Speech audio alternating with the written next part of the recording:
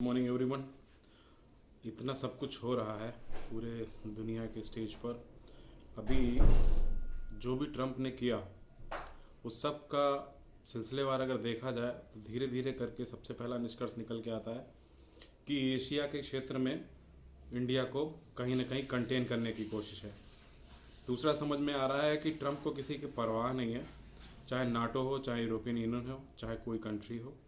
वो कहीं ना कहीं एक अपनी अवधारणा लेके चले थे और दूसरा टर्म मिलने पर उन्होंने पहले दिन से उसकी शुरुआत कर दी, जो उन्होंने भारत से की। चाइना को उन्होंने दबाने की कोशिश की लेकिन वो दबा नहीं पाया, क्योंकि उनके अपने कुछ समस्याएं होंगी, अपने उनके कुछ इश्यूज होंगे। यूरोपियन यूनियन के ऊपर फिर से उन्होंने 10% ट्रैफिक टैरिफ बढ़ाने की बात जो कही। ऑलरेडी फ्रांस और जर्मनी रशिया की तरफ टिल्टेड है।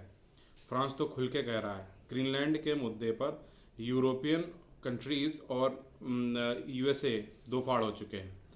यूएसए के बगैर नाटो का अस्तित्व है या नहीं ये पता नहीं, बट इस दुनिया में यूएसए अलग थलग पड़ता दिख रहा है। द्वितीय विश्व युद्ध के दौरान यूएसए ने बहुत बाद में युद्ध में एंट्री ली थी और हिरोशिमा नागासाकी पे बॉम्ब गिरा करके 1945 में, और युद्ध समाप्त हो गया था। तो यूएसए कहीं ना कहीं फिर से वो सिचुएशन क्रिएट कर रहा है, बहाने बना रहा है। अब जैसे उन्होंने ईरान के केस में कह दिया है कि भैया ये सत्ता संभाल नहीं पा रहे हैं, प्रोटेस्टर्स को मार रहे हैं। आज ग्रीनलैंड के मुद्दे में कह रहे हैं कि भैया इंटरनेशनल सिक्योरिटी के मुद्दे पर वो ग्रीनलैंड में तो आप वैसे ही जा सकते हो, आपकी ऑलरेडी वहाँ पे सेना तैनात है, आपका स्टेशन है, वहाँ पे बेस है, तो वहाँ से आप अपना बात करके यूरोपियन यूनियन से आप ऐसे ही बढ़ा सकते थे। तो इनके जो निहित स्वार्थ हैं और जो स्वार्थी प्रवृत्ति की जो सोच है, इनकी व्यवस्था है, और उसके चलते ये दुनिया में विप्लव लाने की कोशिश करेंगे।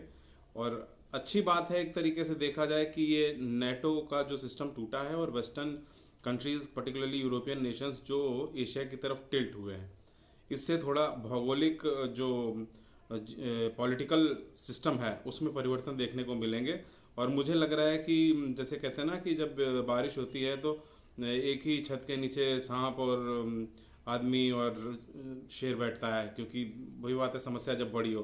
तो यूएस की हरकत की वजह से पूरा वर्ल्ड कहीं ना कहीं धीरे धीरे यूनाइट सा हो रहा है, क्योंकि सबका दुश्मन धीरे धीरे एक ही बनता जा रहा है, ट्रम्प की पॉलिसीज, ट्रम्प का बिहेवियर।